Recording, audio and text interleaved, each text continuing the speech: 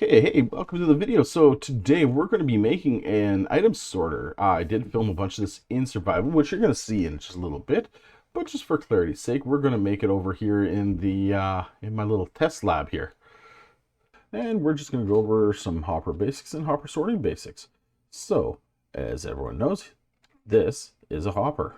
Right now we don't have any power going to it. If we drop things in, it'll start taking them out and putting them in the chest.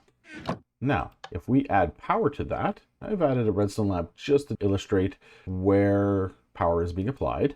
Now the items won't go down. But as soon as we remove power, the items can start to move down. Now that's the first concept that we need to keep in mind for sorters. The second one is that we can measure what's in a hopper. So right now, this hopper is empty, so there is actually no signal coming out from this comparator. We added one item. It puts out a signal strength of 2.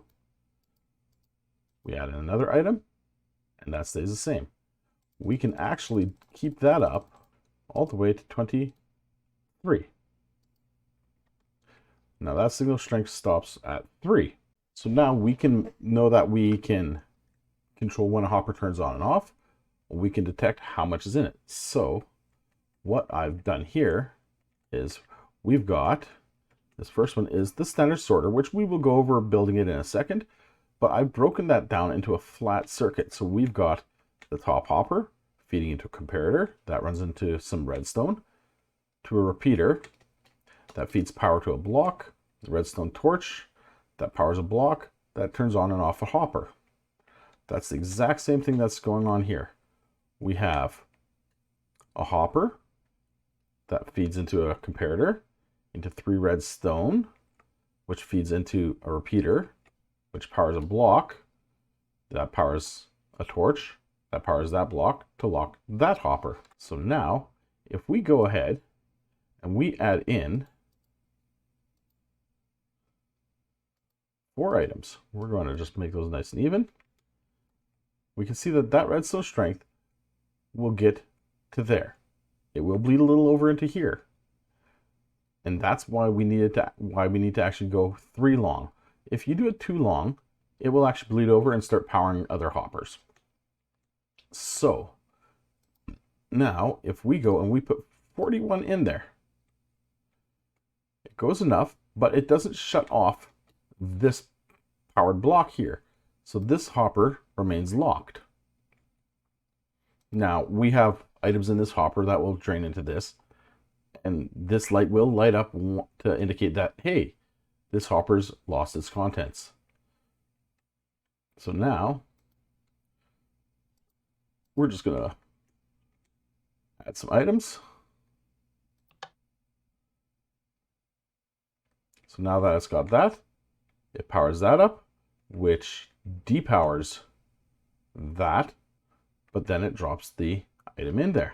And if we take that one out, it ceases powering it. Now this stays in because I don't have a way to cycle that around. So we're just going to manually take that one out of there.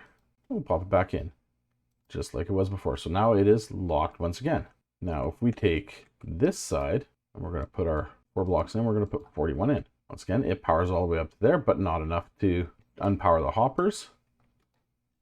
Both hoppers have something in it. So if we go and we add that, it will dump its content, but this one still has 41. And then that's the basis of how the circuit for the item sorter works. So now, how do we build this item sorter? Okay, so we want, and this is a completely modular thing, so we want to build a double chest. And we're going to put a couple hoppers going into that. And we'll put a hopper going into the back of that chest. Now the top hopper, the way hoppers pull things is they will try to pull down first, and then they will try to pull in the direction of the little spigot there. Now in these, because we've got this hopper locked, this one can't take anything. It's going to hold on to all these items because it can't drop them down and it can't go into the block.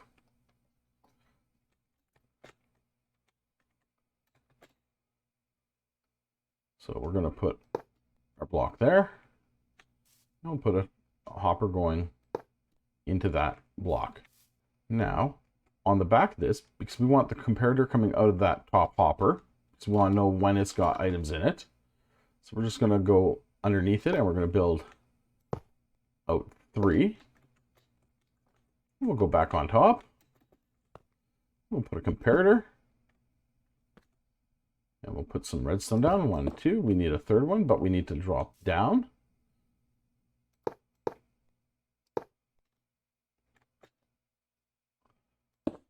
Three, so we've got this little notch down.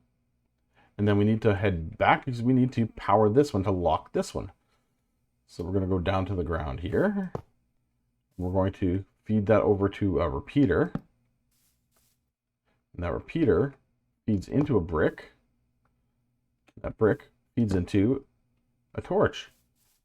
And that's the basics. That is the sorting system. The only thing left to do there, go into this topmost hopper that's connected to the comparator. And put 4 items in there. We can put these items in and they won't come out because this hopper is locked because this redstone torch powers a block. And then we can go and take, in your sorting system, you're going to put in a stack of what you want. And that stack is going to go down all the way till it reaches 41. Because up until 41, it's going to send that redstone signal all the way down here. And you just saw that shut off right there. Because then that should be at 41. Because by powering this, it shuts off the torch, which depowers this brick, which unlocks this hopper. And we can see that that's now got 41. And that's the basics of the sorting system, which is totally modular. So sit back, check out how I actually implemented this in my survival world here. I did make a bit of a mistake where I only made it a two chains of redstone. That is the old way of doing it, but if you had too many items in, it would actually bleed over. Yeah, and that was very unfortunate because then you'd have items running in and your temporary blocks would go in.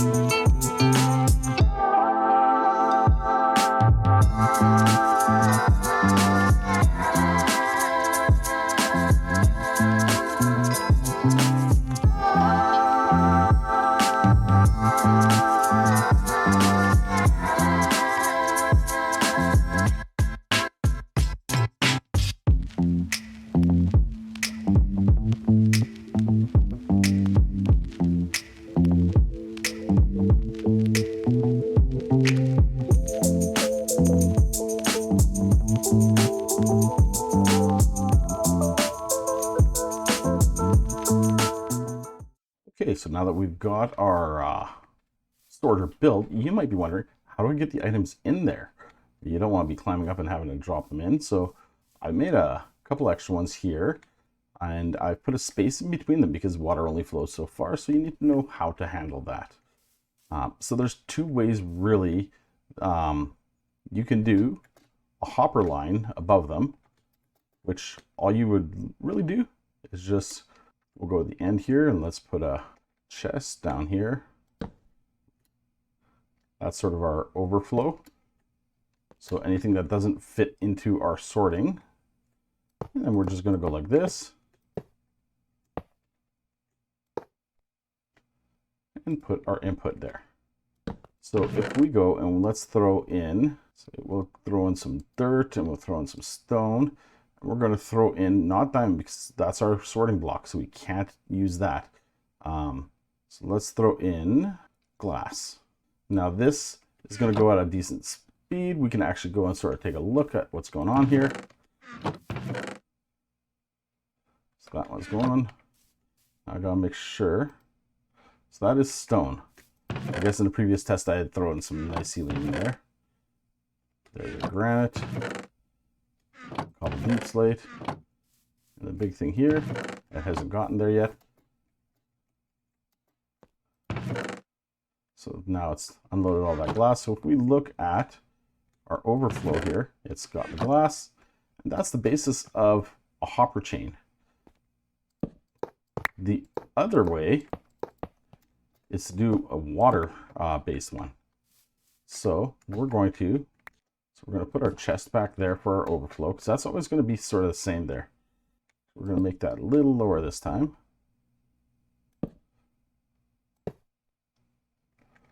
We got, so that last hopper just goes into a chest. No redstone affecting that. And what we're going to want to do for any water system is we're going to want to surround it. I'm going to choose glass because that way we can sort of see what's happening with the items here.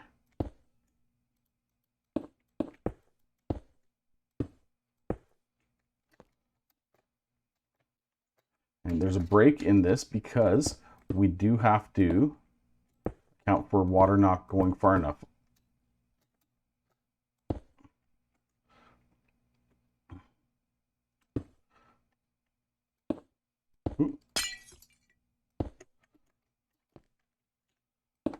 Okay, so we'll put a dropper down and let's get a bucket of water. Now, what we're going to want to do, wherever there's a break, the best material, now you can use non-ice material, but if you can use blue ice, it slides right through there. So let's go and dump our water in there. And it goes. Now, what if we were a little longer on here?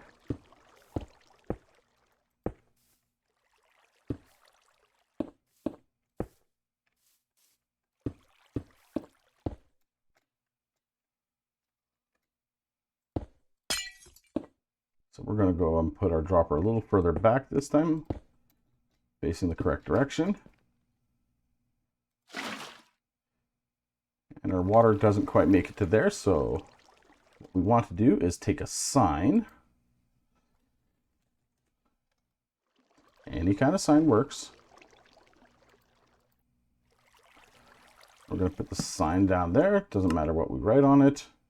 I thought about writing like and subscribe, but man. And then we just place a bucket of water after the sign, and that causes any item that's in there to fly on through. And if it's not being filtered, it'll get sucked down into that last one. Now, with this, the problem here that I'll show here is if we take an entire stack. So say we dropped a stack, or if we had a very fast dropper timer going on, we're going to notice that it doesn't all get through. We get a whole bunch going into here because hoppers can only pull out 2.5 items a second.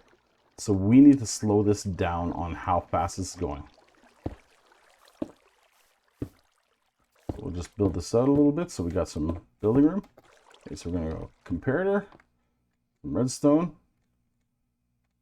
a repeater,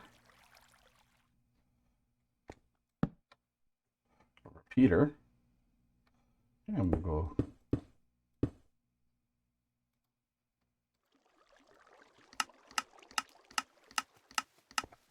that. Oh, we forgot to slow our ticks down. There we go. And if you're doing something like this, you may want to